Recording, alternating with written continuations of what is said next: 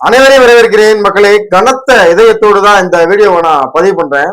ஏன் அப்படின்னா, கடந்த 2 நாளா தமிழ்நாட்டையே உலுக்கி மிகப்பெரிய பதட்டத்துல ஆழ்த்தின அந்த 5 வயது சிறுமியினுடைய கொலை.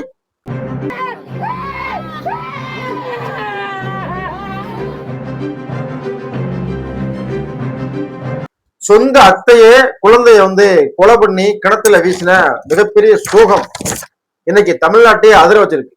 எதனால சபரிகா அந்த 5 வயது குழந்தைய கொலை பண்ணாங்க, அந்த கொலைக்கு பின்னாடி இருக்கக்கூடிய பின்னணிலாம் என்ன அப்படிங்கிற பத்தி தான் இந்த வீடியோல நம்ம தெளிவா பார்க்க போறோம். வீடியோவை ஸ்கிப் பண்ணாம ஃபுல்லா பாருங்க. வாங்க வீடியோக்குள்ள போவோம்.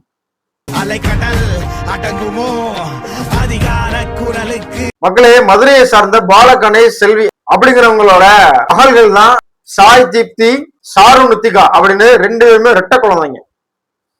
இந்த செல்வி ராமநாதபுரம் மாவட்டம் எம்எஸ்கே நகரை சார்ந்தவங்க. அவங்க திருமணமாகி மதுரையில போய் செட்டில் ஆடுறாங்க.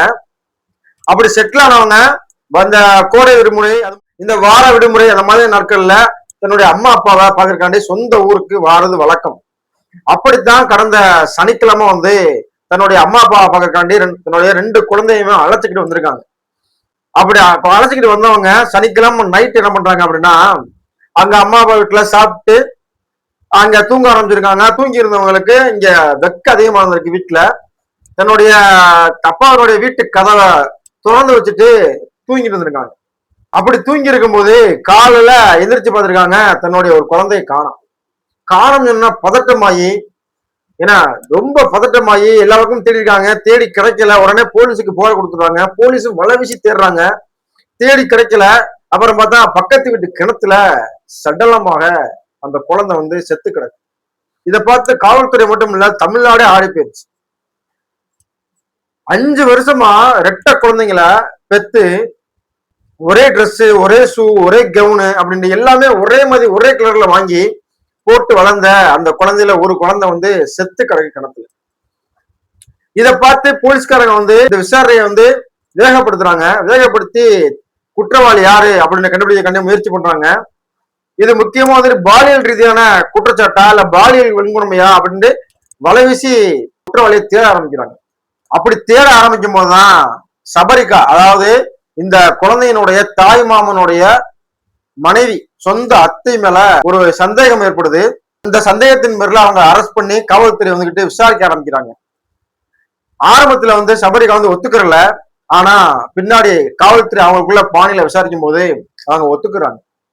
அவங்க கொடுத்த அந்த ரிப்போர்ட் இருக்க பத்தியெல்லாம் மிகப்பெரிய ஒரு அதிர்வலை ஏற்படுத்திருக்கு தமிழ்நாடு முழுவதும்.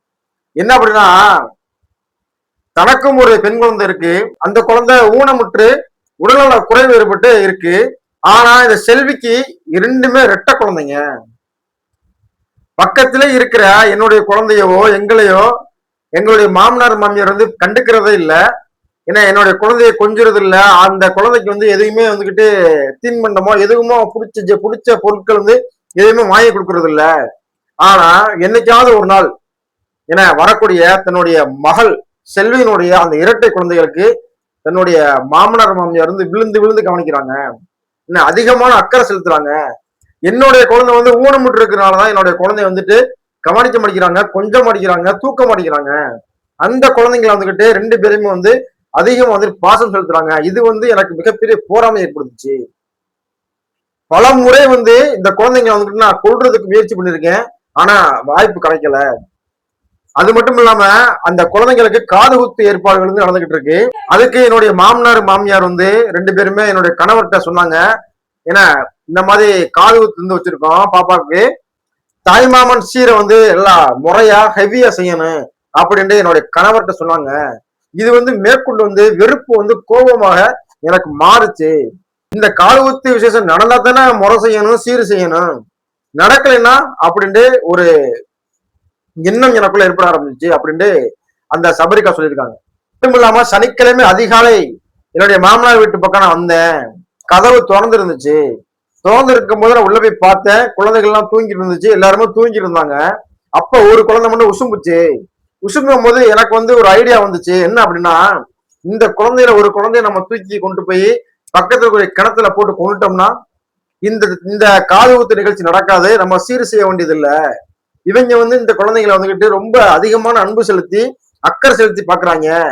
இதை வந்து நம்ம செஞ்சிட்டோம்னா இதுக்கெல்லாம் ஒரு முற்றுப்புள்ளி வச்ச மாதிரி போயிடும் அப்படின்னு ஒரு வெறுப்புல அந்த குழந்தைய தூக்கிடுறாங்க. தூக்கி வாயில ஏன்னா அந்த போரை வச்சு அமைக்கி தூக்கி போய் பக்கத்து வீட்டு கிணத்துக்குள்ள போட்டுடுறான். கொஞ்சம் நினைச்சு பாருங்க அந்த குழந்தைய தூக்கி தோல்ல போடும்போது தன்னுடைய அம்மா தூக்குறாங்க, தன்னுடைய பாட்டி தான் தூக்குறாங்க அப்படின்னு தூக்கத்துல அந்த குழந்தை எதையுமே தெரியாது. தூக்கத்துல தூக்கி தோல்ல போட்டாக்கா தோல்ல போய் படுத்துக்கிறோம் அந்த குழந்தை.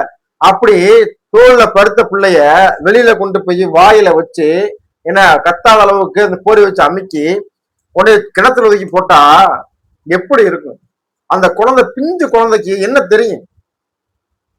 உள்ள விழுந்தோடனே நம்ம ஏன் தூக்கி போட்டாங்க, எதனால தூக்கி போட்டாங்க, என்ன நடக்குது அப்படின்னு தெரியாம அந்த உயிர் எவ்வளவு தவிச்சு பரிதவிச்சு எப்படி போயிருக்கும் அப்படின்ட்டு அந்த இடத்துல இருந்தா தான் தெரியும்.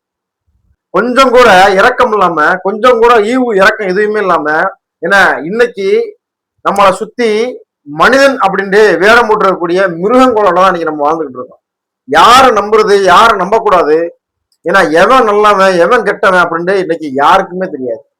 அந்த 2 குழந்தைகளுமே ஜோடியா ஏன்னா ஒரே ட்ரெஸ் போட்டு ஒரே அது வந்துட்டு எல்லாருமே வந்துகிட்டு எல்லார் வீட்லயுமே உள்ளதுதான். இன்னைக்கு 2 குழந்தை பிறக்குது அப்படின்னா ஒரே கலர் ட்ரெஸ், ஒரே கலர் ஷூவு, ஒரே கலர் அந்த தலைக்கு மாற்றக்கூடிய அந்த ஆவண இது எல்லாமே ஒரே கலர்ல இருக்கும்.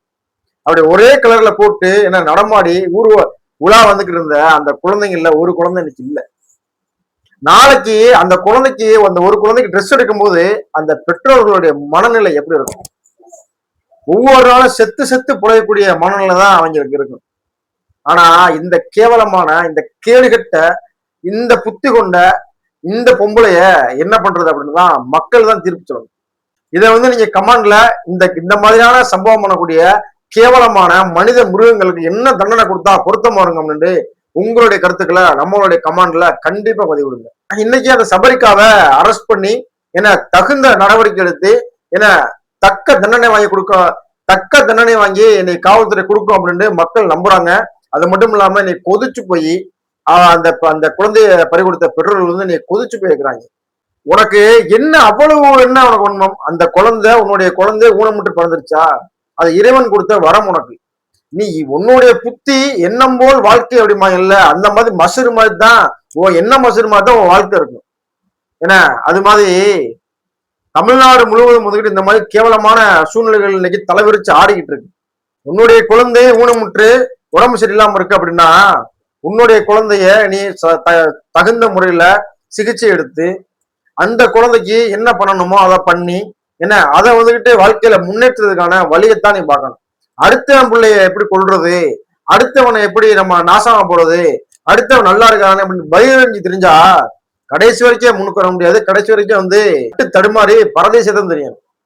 இந்த குழந்தை ஊனமா பிறந்துருச்சு, இந்த குழந்தைய பாத்துக்கோங்க, நல்லா பாத்துக்கோங்க. அடுத்த குழந்தைய வந்துட்டு நல்ல குழந்தைய உடல் ஆரோக்கியத்தை கொடுக்கணும்னு இறைவனை வேண்டிக்கிட்டு கடந்து போயிடணும். அதை விட்டுட்டு இந்த மாதிரியான கேவலமான கீழ்த்தரமான செயல்பாடுகள் ஈடுபடுற ஒவ்வொருத்தனையும் காவல்துறை கடுமையாக தக்க தண்டனை வாங்கி கொடுத்து வெளியிலேயே வர முடியாத அளவுக்கு ஜாமீனில் பிணையில் வெளியே வர முடியாத அளவுக்கு தக்க தண்டனை வாங்கி கொடுக்க வேண்டியது காவல்துறையினுடைய கட்டாய கடமை. இந்த குடும்பத்துக்கு தமிழ்நாட்டினுடைய முதலமைச்சர் வந்து ஆறுதல் தெரிவிக்கணும். அவங்களுக்கு வந்து அந்த உயிருக்கு வந்து என்னதான் எவ்வளவுதான் வந்து இழப்பீடு கொடுத்தாலும் அந்த இழப்பீடு எல்லாமே வந்துட்டு ஒண்ணுக்குமே பிரயோஜனம் கிடையாது. ஏன்னா அந்த உயிர் அப்படிங்கிறது அந்த குழந்தை அப்படிங்கிறது வந்து அந்த குழந்தைக்கு ஈடு அந்த குழந்தை தான், அதை யாராலையும் கொடுக்க முடியாது. இது மாதிரியான சம்பவங்கள்லாம் தமிழ்நாட்டில் நடக்காம இந்த பொம்பளைக்கு எப்படி தண்டனை கொடுக்குதோ தமிழ்நாடு அரசு அதை பார்த்து இது மாதிரியான சம்பவங்கள் செய்யணும் அப்படின்னு நினைக்கக்கூடிய ஒவ்வொருத்தனும் வந்து செருப்படியாக பதிலடியாக அமைய வேண்டும் அப்படின்னு தான் இந்த காணொலியில் நம்ம சொல்லிக்கிறோம். இது மாதிரியான செய்திகளை பார்ப்பதற்கு நம்மளுடைய சேனலை சப்ஸ்கிரைப் பண்ணி லைக் பண்ணுங்க, ஷேர் பண்ணுங்க, நம்ம வீடியோவுக்கு கமெண்ட் பண்ணுங்க. அடுத்த வீடியோல பார்ப்போம். பாய். நானும் வருவேன் தனி ஒருவனாய்